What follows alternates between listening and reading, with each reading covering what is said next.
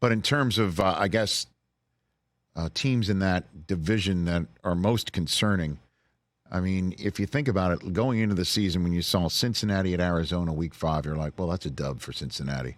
Yeah. And the way Arizona's been balling out, the Cardinals have definitely performed much better than anybody gave them with Jonathan Gannon with the pew pew and all that. Good sort for of stuff. them. Yeah, good for John. Credit, Yeah, no doubt about it. So now here comes Cincinnati. And did you hear what Jamar Chase had to say this past yeah. week? He says he's open. I don't doubt it. And I can't. I here's the thing. I don't see Jamar Chase as like a make a stink guy, especially about his guy Joe Burrow. I don't think he's necessarily saying that.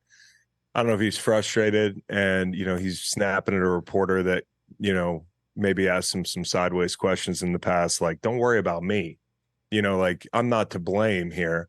But I think everybody understands that Joe is not healthy. And what's wild to me is that you just pay this guy more than anybody in the league. And, you're getting beat by a team you've kind of owned lately that's been trying to get rid of their quarterback for 2 years.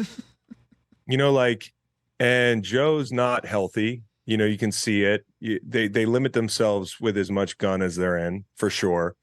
But teams are just like, we're going to make you earn it. And you can't run the ball well enough. Like Tennessee was creeping down in some heavy boxes, got that run game under control. I just don't think Joe looks right. And I think, we talked about this early in his career. I hope when I'm talking to my 7-year-old son in 20 years about Joe Burrow, it's not like you should have seen it his first couple of years. I mean, the guy was in the Super Bowl. It's just they mismanaged him. And it feels like an Andrew Luck thing. His name's been brought up in the past with the way they've mismanaged this deal. And you think they're over the hump, but I don't know. Taylor's he's got to pick it up. I mean, this is as hopeless as I've seen them look. And you say, hey, physical game Monday, short week. This is Cincinnati the first 4 weeks of the season. And I said what I said about passing games, rounding into form over a month. This feels different. It does.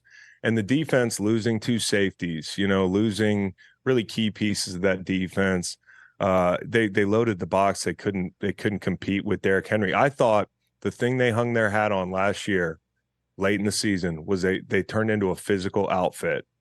And I don't feel like they have that same team or vibe about them. I don't know if it's they miss P. Ryan in certain situations. They miss players that they let walk. But the balance has been thrown off and Joe's hurt. He can't move. And to me, that may be the source of Jamar Chase's frustration, Chris, because that's what he's been saying for the last several weeks, is telling Joe, sit. Like, we should sit him until he is 100% ready. And now he looks like a shadow of his former self. And, RG3 came on the show last week or right around then, and he mentioned Andrew Luck too. That's, you and RG3 have now said the same thing about him.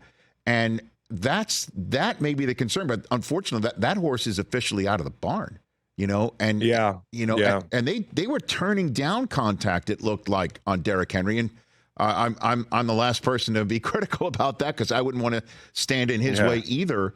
And then just a weird timeout when he showed up in shotgun formation on the goal line, and you'd think they'd have a defense ready or you'd think that the Titans would go with a different formation. They're not going to put him back after the timeout because they'd be ready for the play.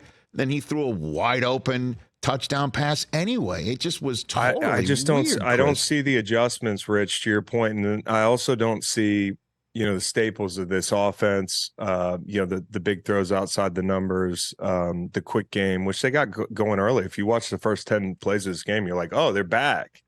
But eventually, when you get in these 3rd and longs, because the run game's not great, you have a hard time blocking up Arden Key, Simmons, the whole crew. And Joe, the thing that made him great was that subtle movement in the pocket.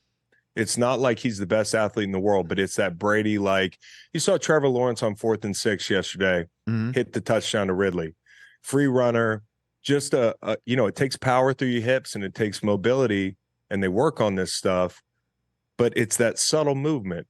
It's just that one thing to buy you an extra second or two to make the plays downfield. He doesn't have that. It's 3rd and 5. He doesn't feel like he can take off and pick up 6. He was a good enough athlete to do that a year ago. Catch the Rich Eisen Show every single day on the Roku channel, 12 to 3 Eastern, for free.